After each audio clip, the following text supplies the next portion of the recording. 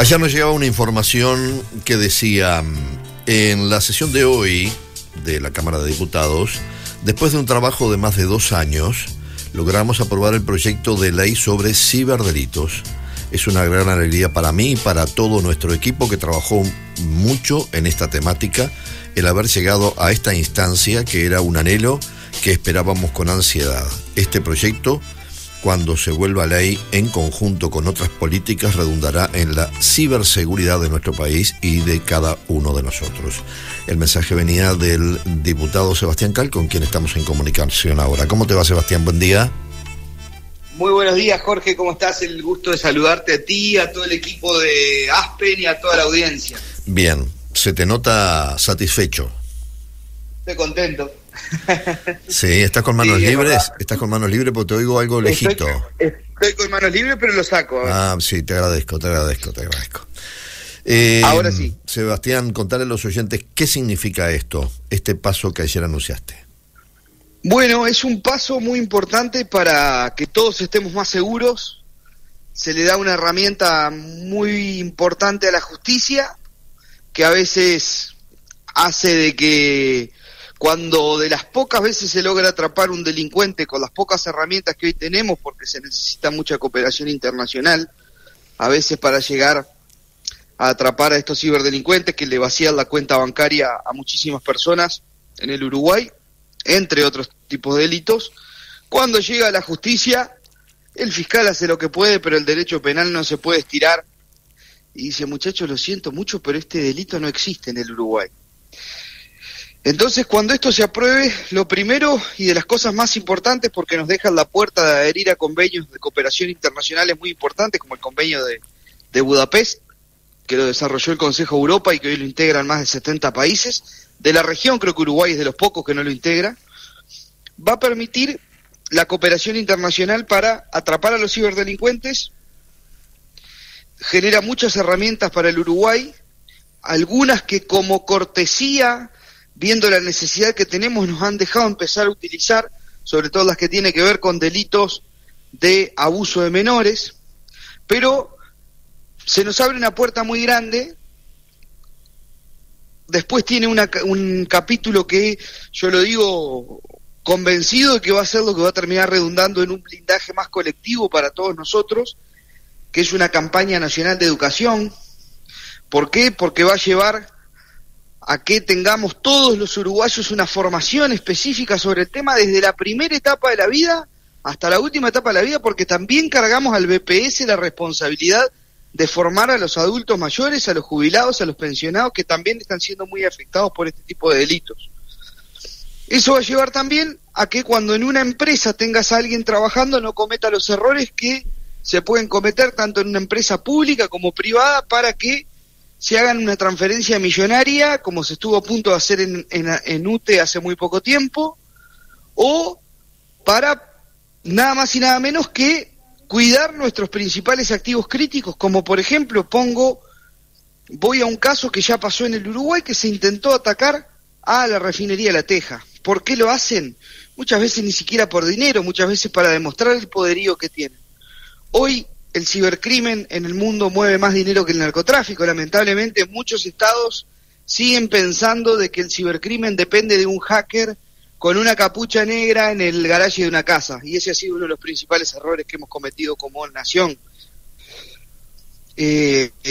Costa Rica, sin ir más lejos, era un país que nunca se hubiera imaginado que hubiera tenido un ciberataque como el que tuvo, en el cual terminó derivando en que su presidente terminara declarando un estado de guerra.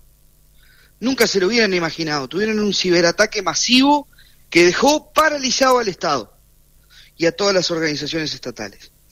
¿El Uruguay escapa a esos peligros? No. La realidad es que no. De hecho, ya hemos tenido hackeos a algunos de nuestros ministerios donde se vulneraron datos de muchísimos funcionarios de el Ministerio de Transporte y Obras Públicas. Es una temática que no escapa al mundo y que no escapa al Uruguay, que sin duda se masificó durante la pandemia, cuando todos utilizamos las redes sociales y los medios telemáticos para comunicarnos entre nosotros y con nuestros familiares. Yo lo decía el otro día cuando se votaba en la Cámara, hasta con los médicos. Nosotros mismos habilitamos a que la telemedicina se hiciera realidad en nuestro país, que la educación a distancia se hiciera realidad en nuestro país. Pero de la mano con eso vinieron más riesgos aún de los que ya existían. Y también que ya se venía dando desde antes un caldo de cultivo para que este tipo de delitos se potenciaran. Por ejemplo, la inclusión financiera obligatoria, que nos bancarizó a todos, pero no nos dieron los parámetros mínimos de seguridad que teníamos que tener para estar con nuestros dineros bancarizados. Bien. Después un tercer y cuarto capítulo que van a tener una acción inmediata en lo que es las potestades que van a tener las instituciones de intermediación financiera bancaria. Hoy es muy impráctico cómo se frena una transacción de apariencia no consentida. Hoy, si a vos, Jorge, te están vaciando la cuenta, el banco ve que te está vaciando la cuenta, o que te están vaciando la cuenta, se van a intentar comunicar contigo, pero si por algo no se comunican contigo, lo van a tener que frenar a esa transacción a través del Banco Central. El Banco Central se va a demorar en responderles. Y el otro día también hacía mención a este hecho en la Cámara cuando defendía el proyecto y trataba de convencer al cuerpo que lo votara afirmativamente.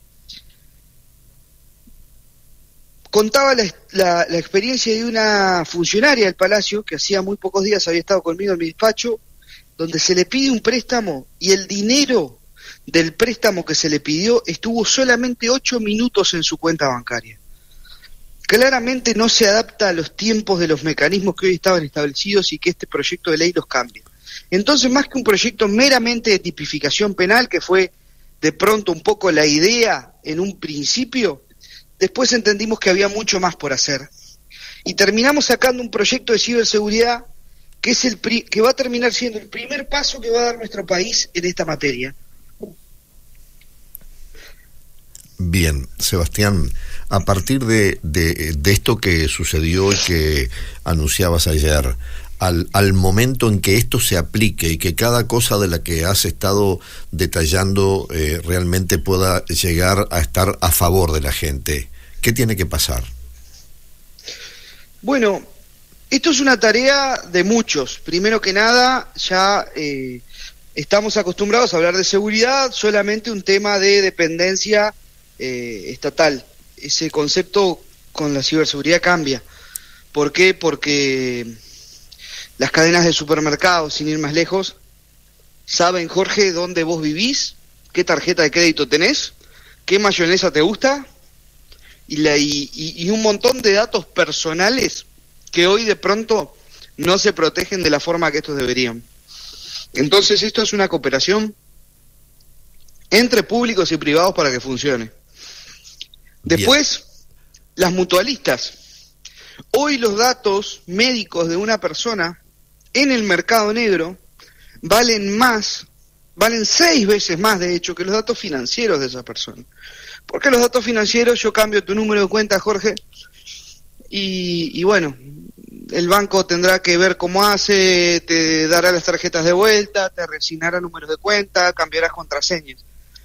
Pero tus datos médicos no los pueden cambiar. Si vos tenés diabetes, si vos tenés cualquier otra enfermedad, sabemos que hay muchas enfermedades que hoy en el mundo, de forma muy equivocada, siguen siendo enfermedades que discriminan, claro, como el HIV, por ejemplo. Uh-huh. Entonces, vos tenés HIV, te dicen, bueno, mire, yo me enteré que usted tiene HIV, usted quiere que yo le cuente a todo el mundo que usted tiene HIV, me tiene que dar $50,000. Hoy se están dando ese tipo de extorsiones también, de datos que a veces se le roban a las mutualistas.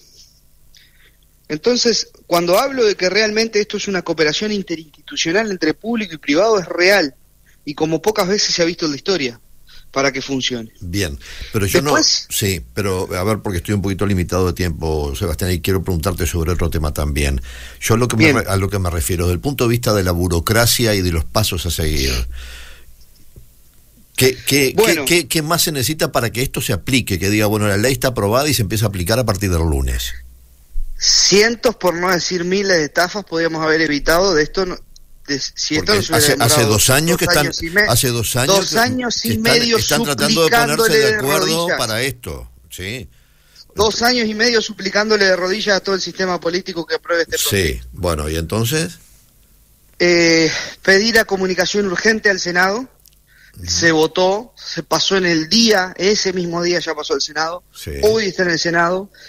Te podrás imaginar que vengo haciendo un trabajo de hormiga en el Senado también desde hace ya bastante tiempo, tratando de generar conciencia, no esperando que este llegue a esa instancia para después recién empezar a hablar a los senadores. Hace bastante tiempo que vengo hablando con senadores de todos los partidos para irle generando conciencia sobre este tema tan importante. Bien, ¿y entonces? Espero que hayan entendido y que entre homenaje y cambiarle nombres a calles y un montón de cosas importantes que a veces tiene que hacer la Cámara de Senadores, se hagan un lugarcito y voten este proyecto cuanto antes. Bien, otro tema que sé que te ha estado ocupando en estos días y te pido en un par de minutos le cuentes a los oyentes. Has demostrado tu preocupación por las demoras que hay con el centro oncológico en San Carlos. ¿Qué está pasando? Bueno, el centro oncológico en San Carlos creo que debe ser una aspiración, y yo lo manifestaba en la Cámara de Representantes el otro día, no solamente de los diputados de Maldonado, que estoy seguro que es una aspiración de todos, sino de los diputados de la región también. Porque este centro oncológico, cuando se culmine, que está lejos pero no tanto, porque ya está el edificio, ya está el búnker, lo que falta es un acelerador lineal, que sí es un aparato costoso de $1,5 millones, $2 millones, pero si vamos a lo que es y a lo que va, la función que va a cumplir en la zona este del país, no es nada. Se gastan plata en cualquier tipo de boludez. Esto no es nada comparado con los beneficios que va a traer para la zona este del país. Cientos de personas, todos conocemos a un familiar, a un amigo, a un conocido, a alguien que ha tenido que pasar por un tratamiento de radioterapia en el que ha tenido que viajar a diario a Montevideo, con lo que esto implica. Esto sería algo sumamente bueno para el este del país y que hay que concluirlo. Me importa... ¿Qué es lo que está faltando? Un acelerador lineal. Me importa la nada misma si los de quién depende? Lo pensaron en su momento, no previeron ese acelerador lineal. La realidad es que hoy está el búnker, que está el edificio... O sea que pensaron en fabricar un auto, pero se olvidaron que había que poner un acelerador, por ejemplo, algo así más o menos, ¿no? Exacto, sí, armaron un auto sin motor, básicamente. Bueno, ¿y de quién depende que se le ponga el acelerador? ACE. ¿Exclusivamente? Y sí. ¿Y eso lo sabe, sí. ¿Y eso lo sabe Cipriani? Sí, por supuesto, lo he atomizado a cartas y a mensajes. ¿Y qué pasa? ¿Que viene demorado el barco? Y bueno, esta es la última chance que tenemos, ya no hay más. Es esta rendición de cuentas la que está corriendo ahora, la última esperanza de ese anhelo para toda la zona este del país. O sea que si no se incluye en esta rendición de cuentas nos quedamos sin acelerador. Marchamos, sí. Bueno, bien, manténnos al tanto, por favor, a ver si... ¿Cómo no? Con mucho gusto. Ayudar en algo para encontrar el acelerador. Hoy están yendo al Parlamento varias instituciones de Maldonado. Yo todavía estoy en Maldonado. Viajo con ellos a Montevideo en 1 hora y media más o menos. Bien. No van conmigo, pero nos vamos a encontrar allá en Montevideo con la Asociación de Amigos del Hospital de San Carlos, que una vez más también hace el esfuerzo de ir a otra rendición de cuentas a pedir por este tema también. Espero que estén todos los diputados de todos los departamentos del este del país, porque como bien dijiste, esto no solamente es pensando en San Carlos o en el departamento de Maldonado. Esto le hace bien a todos los diputados de todos los partidos de todos los departamentos del este del país. Estaría bueno que estuviesen allí también. ¿Cómo? Le hace bien a la gente, claro. No a los diputados. Los diputados les hace bien si tienen que hacer su tratamiento de radioterapia. Pero los diputados... Pero ustedes son diputados porque la gente los puso ahí, entonces... Sí, obviamente, bueno. Sí, entonces que se pongan las pilas también, así ayudan un poquito y hacemos fuerza entre todos. Arriba. Abrazo grande, gracias por tu tiempo, Sebastián. Te mando un abrazo grande, Jorge, un saludo a toda la audiencia y a todo el equipo de ahí. Gracias, muy amable. La conversación era con el diputado de Cabildo Abierto, Sebastián Carlos. Escuchaste aquí en Frecuencia Abierta. Frecuencia Abierta.